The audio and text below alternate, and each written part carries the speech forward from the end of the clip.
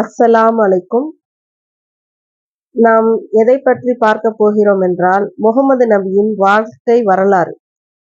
அதை பற்றி தான் நாம் நிறைய தெரிந்து கொள்ளப் போகிறோம். எனக்கும் முகமது நபி வரலாறு நிறைய தடவை படித்திருக்கிறேன். இருந்தாலும் திரும்ப திரும்ப படிக்க ஆர்வமாக தான் இருக்கும். யாராக இருந்தாலும் முகமது நபியின் வாழ்க்கை வரலாறை கேட்கும் போதும் சரி, படிக்கும் போதும் சரி, புதிதாக படிப்பது போல்தான் இருக்கும். புதிதாக நிறைய விஷயங்கள் தெரிந்து கொள்ளவும் தோன்றும். அதே போல்தான் நான் இன்று ஆரம்பித்திருக்கிறேன். முகமது நபியின் வாழ்க்கை வரலாறை படிக்கலாம், படித்து மற்றவருக்கு சொல்லலாம் என்று.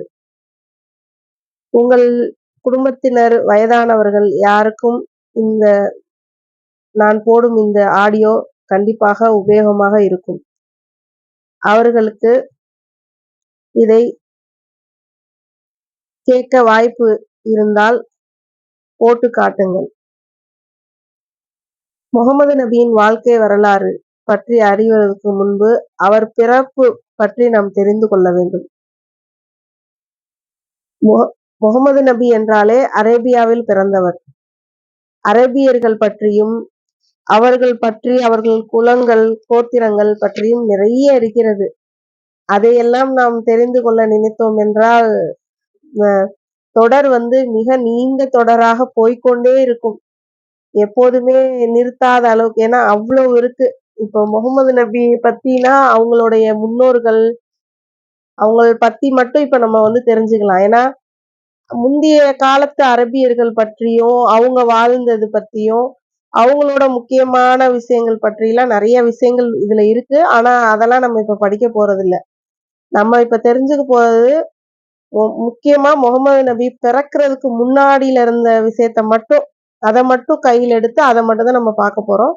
அதுக்கப்புறம் நபி பிறந்தது, அவங்க வளர்ந்தது, அவங்க வாலிப வயதானது, அது பின்ன அவர்கள் திருமணம் முடித்தது, நபி வஹி வந்தது, அது அனைத்தையும் நம்ம பார்க்கலாம். ஏன்னா அதை மட்டும் பார்க்கறதுக்கே நமக்கு நிறைய தொடர் தான் கண்டிப்பா வரும்னு நினைக்கிறேன். இன்ஷா அல்லா எனக்கு அல்லாஹ் உடல் ஆரோக்கியத்தை கொடுத்து எனக்கு எந்த பிரச்சனையும் இல்லாம இந்த தொடரை நான் இப்போ ஆரம்பிச்சிருக்கேன். இதை எந்த ஒரு பிரச்சனையும் என் உடம்புல வராம நான் இதை சரியான முறையில உங்களுக்கு படிச்சு கடைசி வர முகமது நபி வரலாற்றை நல்லபடியாக படித்து முடிக்கும் வரை எனக்கு அல்லாஹ் உடல் ஆரோக்கியத்தை கொடுக்கணும்ட்டு என் ரப்பில் ஆலமீன்ட்ட நான் துவா செஞ்சுக்கிறேன்.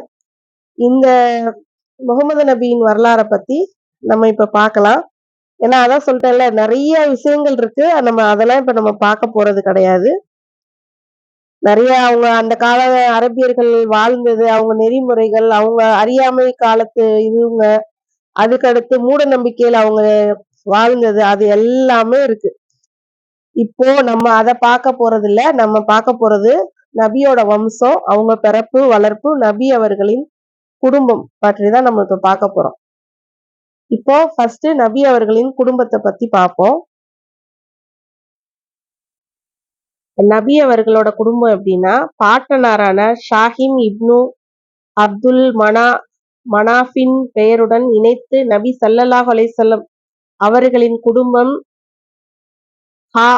ஹாசிமி குடும்பம் என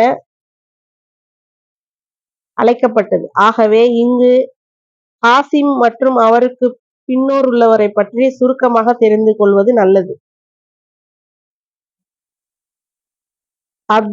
அப்தார் மற்றும் அப்து மனாஃப் குடும்பங்கள் சிறந்த பொறுப்புகளை தங்களிடையே பகிர்ந்து கொண்ட போது, ஹாஜிகளுக்கும் உணவளிப்பதும் தண்ணீர் கொடுப்பதும் அப்து மனாஃபின் மகனான ஹாசிமுக்கு கிடைத்ததை முன்பு கூறினோம்.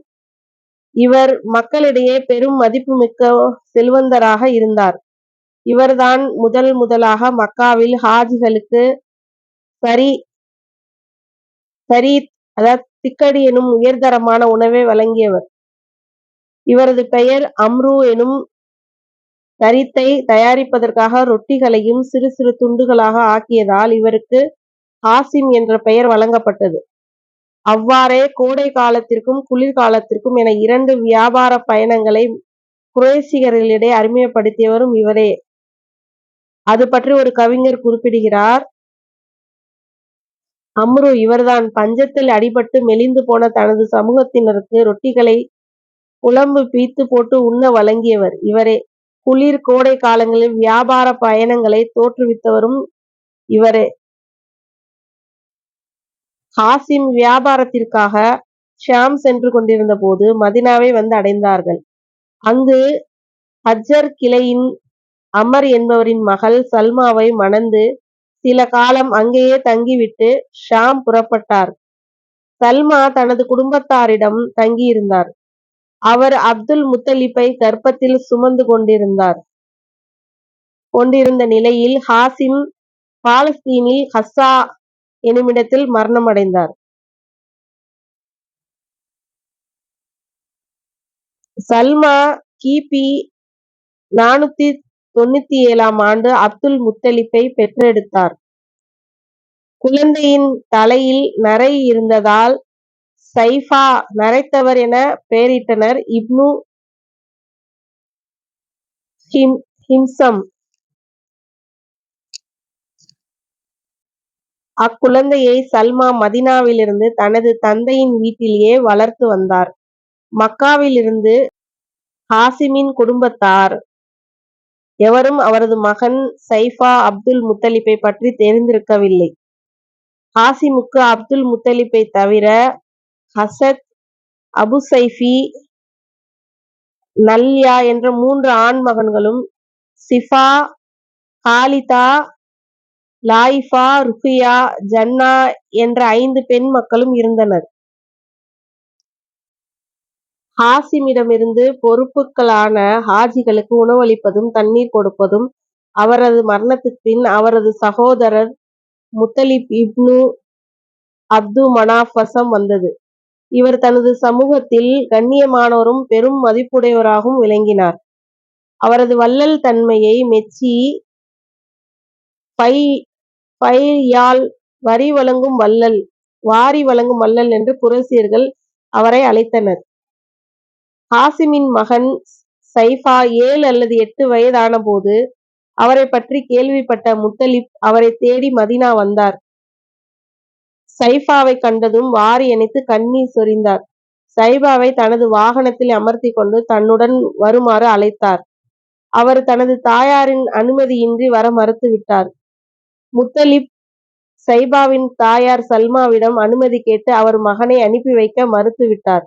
இறுதியாக முத்தலிப் சல்மாவிடம் இவரை எதற்காக அழைத்துச் செல்கிறேன், அவரது தந்தையின் சொத்துக்களுக்காகவும் அல்லாவின் இல்லம் அமைந்துள்ள புனித பூமிக்காகவும் தானே அழைத்துச் செல்கிறேன் என்று கூறிய பின்னரே அழைத்துச் செல்ல அனுமதி அளித்தார்.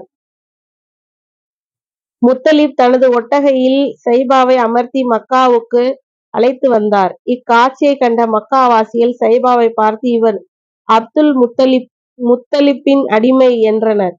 அதற்கு முத்தலிப் கோபத்துடன் உங்களுக்கு நாசம் உண்டாகட்டும், இவர் எனது சகோதரர் ஹாசிமின் மகனானார் என்றார்.